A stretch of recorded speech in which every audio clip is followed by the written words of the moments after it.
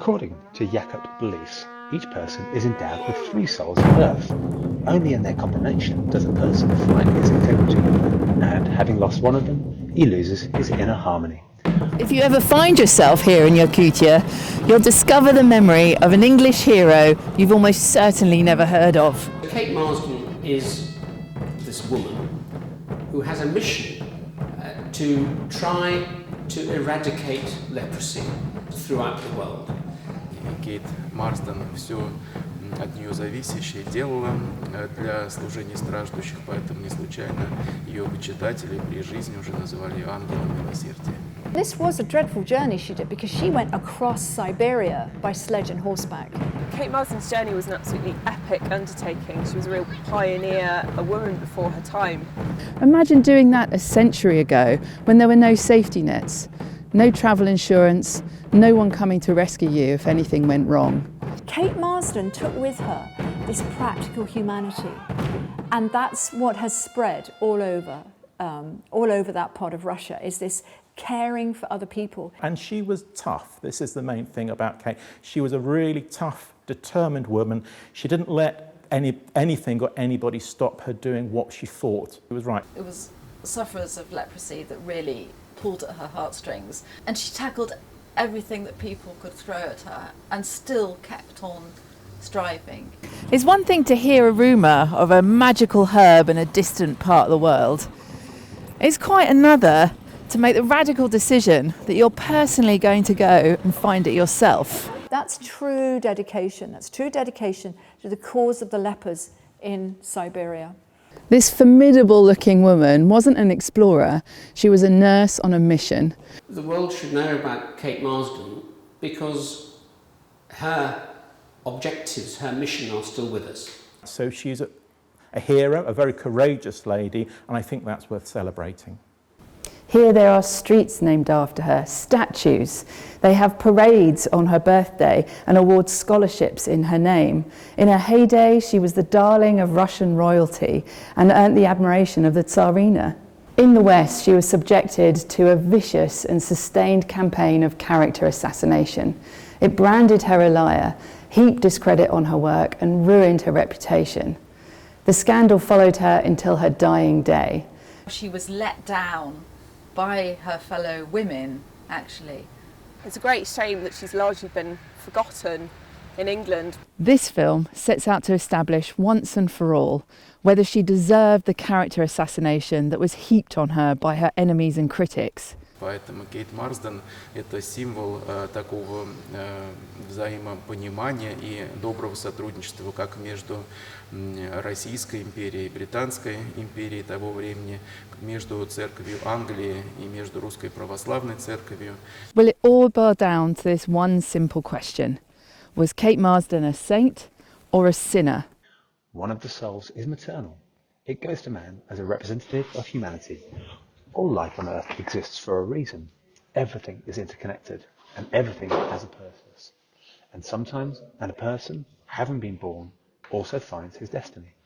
Sometimes we forget about it. We prefer to just go with the flow. This is our right and our choice. Only a few of us can understand and accept our path and follow him no matter what. The year is 1891 and we're in the remotest part of the vast Russian Empire. Nobody came here apart from a handful of government officials, the odd missionary, and those that were sent into exile.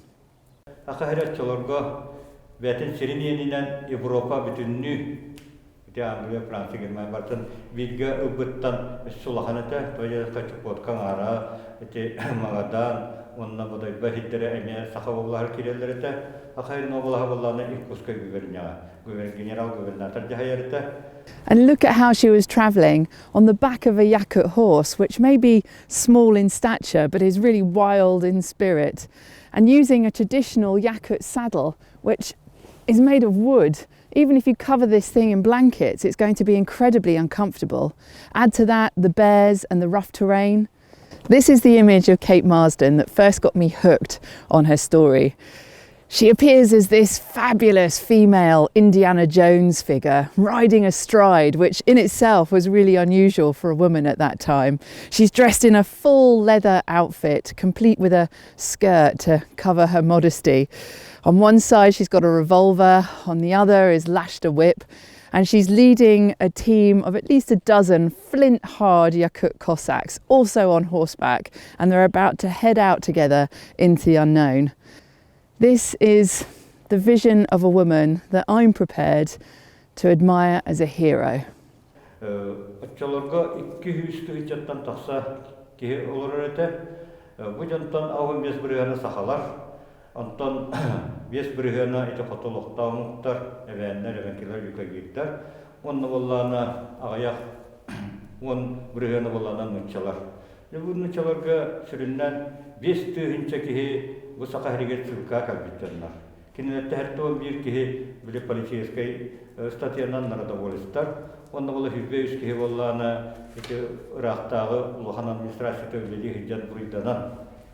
Kate Marsden herself explains the story in her writings and in newspaper articles.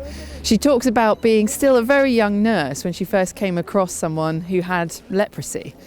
And she describes being so shocked by the awfulness of the disease that she decided there and then that this was going to be the cause that she would devote her life to. Imagine that you're someone who has suddenly been diagnosed with leprosy.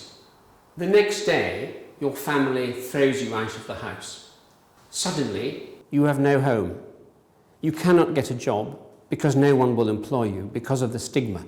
Your chances of survival are actually very, very low. So she started off amazingly, even when she was a late teen. She went to nurse in the Russian-Turkish war to support the Russian Red Cross there.